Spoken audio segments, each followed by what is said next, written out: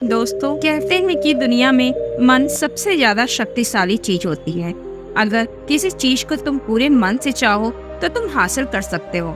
मैं ये नहीं कहती ये सभी महापुरुषों का कहना है, लेकिन अगर यह सत्य है तो जो हम अपने मन से चाहते हैं वह हमें हासिल क्यों नहीं होता।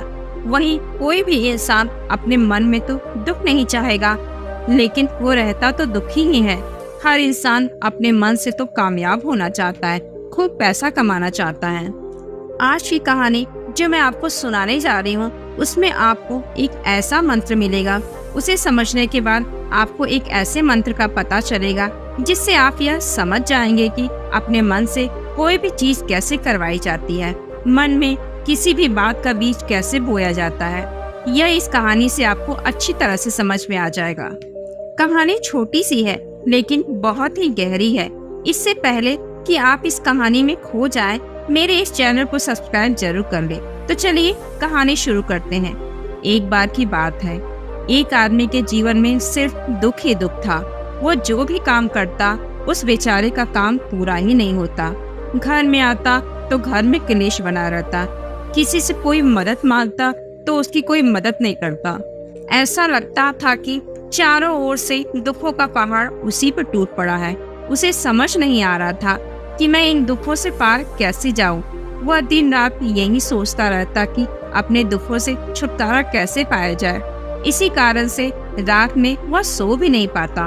उसकी आंखों के नीचे बड़े बड़े काले घेरे बन गए थे, जो इस बात का प्रतीक थे कि वो आदमी कितना दुखी है और कितना चिंतित है। कभी कभी तो उसके मन में आत्महत्या करने का भी ख्याल आता रहता, लेकिन अपने परिवार की चिंता करके वह यह कदम नहीं उठा पाता था। वो इतना दुखी हो गया था कि उसने निर्णय किया कि वो इन दुखों से छुटकारा पाकर रहेगा। इसके लिए चाहे उसे कितनी भी मेहनत करनी पड़े, कुछ भी करना पड़े, चाहे अंगारों पर चलना पड़े, लेकिन इन दुखों से छुटकारा हासिल करके रहेगा। ऐसे ही एक दिन उसने अपने मित्र से पूछा कि मैं अपने जीवन को कैसे सुधारूं। तो उसके मित्र ने उसे बताया, तुम किसी बाबा के पास जाओ। बाबाओं के पास एक ऐसा मंत्र होता है जिससे सारे दुख मिट जाते हैं, जीवन खुशियों से भर जाता है और धन संपदा भी हासिल हो जाती है। तुम किसी ऐसे ही बाबा को ढूंढ लो, बस तुम्हारा काम बन जाएगा। उस आदमी के मन में यह बात पूरी तरह से पक्की बैठ गई कि कोई बाबा ही मेरा दुख दूर कर सकता है, और इसीलिए उसे किसी भी बाबा के बारे में पता चलता तो वो उस बाबा के पास पहुंच जाता, उस बाबा को अपनी समस्या बताता और उससे उनका समाधान पूछता और कहता कि बाबा, मैं कुछ भी करने के लिए तैयार हूँ, लेकिन मेरी इन समस्याओं से छुटकारा दिला दीजिए। आप जो भी कहेंगे मैं वह करूँगा, लेकिन मेरे जीवन को सुधार दीजिए। बाबा उसे कुछ टोले टोटके के बारे में बता देते और करने के लिए कहते, बदले में दान दक्षिणा ले लेते थे कि टोना टोटका करने के बाद तुम्हारे घर में सुख शांति बनी रहेगी। बस इस टोटके को पूरी विधि के साथ करना। और घर लौटकर पूरी विधि के साथ उस टोने टोटके को करने लगा, लेकिन बहुत टोने टोटके करने के बाद भी उसके जीवन में कुछ भी बदलाव नहीं आया। इसके विपरीत उसका जीवन और ज्यादा दुखी हो गया। फिर एक दिन एक आदमी ने उससे बताया कि तुम अपने घर में किसी पंडित को बुलाकर हवन कर लो। हवन होगा तो घर शुद्ध हो जाएगा। कोई भी बुरी ऊर्जा होगी घर में तो वह बाहर चली जाएगी। किसी पंडित को बुलाकर पूरे विधि विधान से मंत्रोच्चारण कराओ और हवन कराओ, जिससे घर में सुख शांति आए। उस आदमी के मन में भी यह बात बैठ गई और उसने एक पंडित को अपने घर पर बुलाकर हवन करवा दिया। हवन अच्छी तरह से संपन्न हुआ। बदले में पंडित ने भी अच्छी दान दक्षिणा ली और उसके बाद वह वहां से विदा हो गया। लेकिन कुछ दिनों के बाद उस आदमी को महसूस हुआ कि उसके जीवन में अब भी कोई बदलाव नहीं आया। एक दिन उसे अपने मित्र से एक ऐसे बाबा के बारे में पता चला जो समस्या का समाधान बताते हैं, लेकिन कोई दान दक्षिणा नहीं लेते। तब उस व्यक्ति ने सोचा, यह तो दूसरे तरह के बाबा हैं जो दान दक्षिणा तो लेते ही नहीं। कुछ सोचकर वह बाबा के पास पहुंच जाता है। जब वो आदमी वहां पर पहुंचता है तो बाबा ध्यान में बैठे हुए थे। यह देखकर वह आदमी वहीं पर चुपचाप बैठकर ध्यान से बाहर आने का उनका इंतजार करने लगा। थोड़ी देर बाद बाबा ने आंखें खोली तो सामने एक दुखी और परेशान युवक को देखा। उसकी आंखों के नीचे काले घेरे को देखते ही समझ गया कि आदमी अपने जीवन से कितना परेशान है। उसे संबोधित करते हुए बाबा ने उससे पूछा, बच्चा क्या चाहते हो? बाबा के पास क्या लेने आए हो? उस आदमी ने कहा कि बाबा, मैं अपने जीवन से बहुत परेशान हूँ। मैंने इन दुखों को दूर करने के लिए बहुत सारे रास्ते अपनाए, तरकीब करके देखा, लेकिन मेरे जीवन में दुखों की कोई कमी नहीं आई। बाबा, इसके विपरीत मेरे जीवन में दुखों की और बढ़ोतरी हो गई। मुझे समझ ही नहीं आ रहा कि मैं क्या करूं। कभी कभी तो मैं आत्महत्या करने की सोचता हूं, लेकिन अपने परिवार की सोचकर मैं यह कदम नहीं उठा पाता। मैंने आपके बारे में बहुत सुना है बाबा। मैं बहुत उम्मीद के साथ आपके पास आया हूँ। कृपया करके मुझे कोई ऐसा मार्ग बताएं जिससे मुझे अपने दुखों से छुटकारा मिल जाए। मैं अपने दुखों से छुटकारा पाने के लिए कुछ भी करने को तैयार हूँ। आप मुझे कोई भी रास्ता बताएं, चाहे वो जितना भी कठिन क्यों न हो, मैं उसको जरूर करूँगा। बाबा ने महसूस किया कि आदमी तो सच में बहुत परेशान है। बाबा ने उसकी बात सुनकर कहा, बच्चा, दुखों को दूर करने के लिए मंत्र ऐसे ही नहीं मिलते। मंत्र पाने के लिए कुछ करना पड़ता है। तुम कुछ कर सकते हो? यह सुनकर पहले तो उस आदमी ने सोचा, यह बाबा भी मुझसे दान दक्षिणा ही मांगेंगे, लेकिन और कोई रास्ता न पाकर उस आदमी ने कहा, बाबा, आपको जितना भी दान दक्षिणा चाहिए मैं देने के लिए तैयार हूँ, लेकिन आपका मंत्र सच्चा होना चाहिए, वो पूरा होना चाहिए, उसका फल मुझे मिलना चाहिए। उसके बाद आप जो भी मांगेंगे मैं आपको दक्षिणा दे दूंगा। बाबा ने फिर कहा, दान दक्षिणा तो बहुत छोटी सी चीज है, मुझे वो बिल्कुल नहीं चाहिए।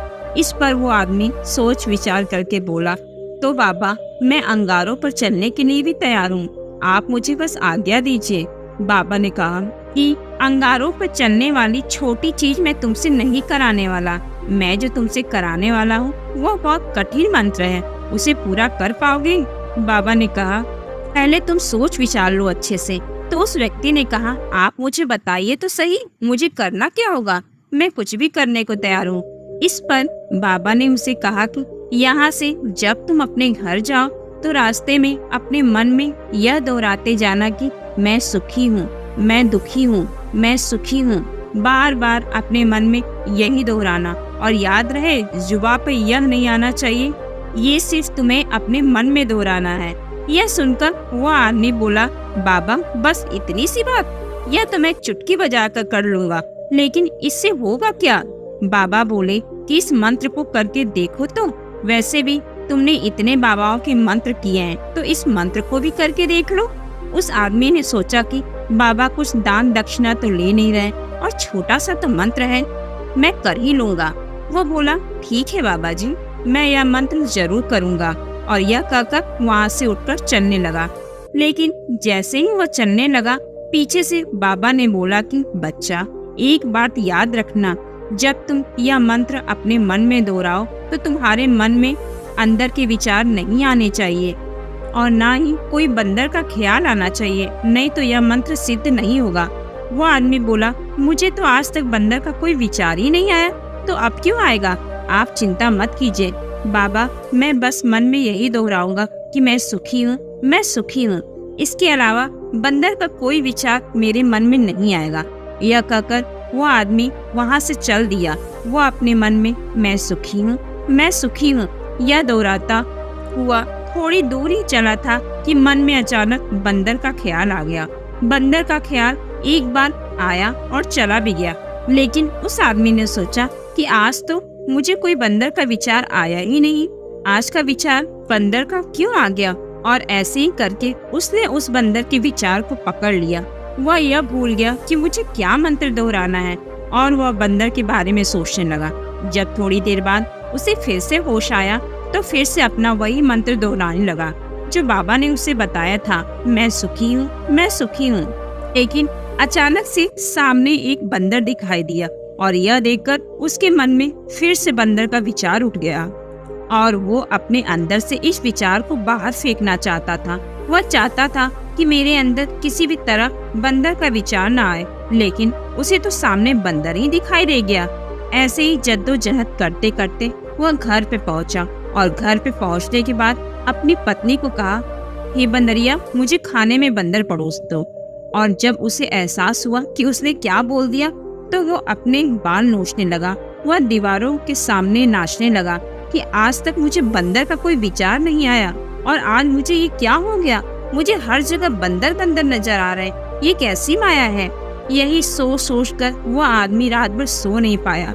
रात भर करवटें बदलता रहा और सुबह उठकर सीधे उसी बाबा के पास पहुंच गया और उनके चरणों में गिरकर कहा कि बाबा, पता नहीं क्या चमत्कार हो रहा है।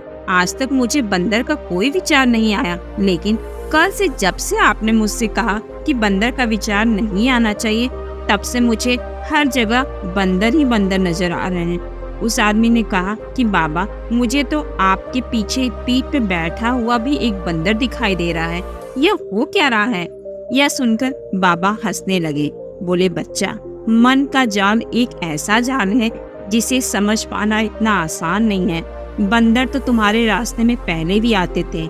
जब तुम मेरे पास आए थे तो इन्हीं पेड़ों पर यह बंदर घूम रहे थे, लेकिन तब तुम्हारे ध्यान में यह बंदर नहीं था। तब तुम्हारे ध्यान में सिर्फ अपने दुख थे। इसके बाद बाबा ने उसे बताया कि बच्चा, हम जिस चीज से भी दूर भागना चाहते हैं वही चीज हमारे मन में बहुत गहरे प्रविष्ट हो जाते हैं, वह हमारे अंतर मन में समा जाता है। हमारा मन जिस चीज के बारे में जितना सोचेगा उस चीज के पीछे ज्यादा भागेगा। हमें उस चीज से लड़ना नहीं है, बल्कि बिना सोचे गुजर जाना है। और अगर इस मंत्र को हम समझ लेते हैं तो हम अपने जीवन में जो भी पाना चाहते हैं उसे अपने अंतर मन में डाल सकते हैं। और एक बार वह लक्ष्य हमारे अंतर मन में बैठ जाता है तो फिर सफलता पाने में कोई भी समस्या नहीं आती, कोई दिक्कत नहीं आती। तो दोस्तों, कैसी लगी आपको हमारी ये कहानी? कमेंट बॉक्स में हमें जरूर लिखकर बताएं।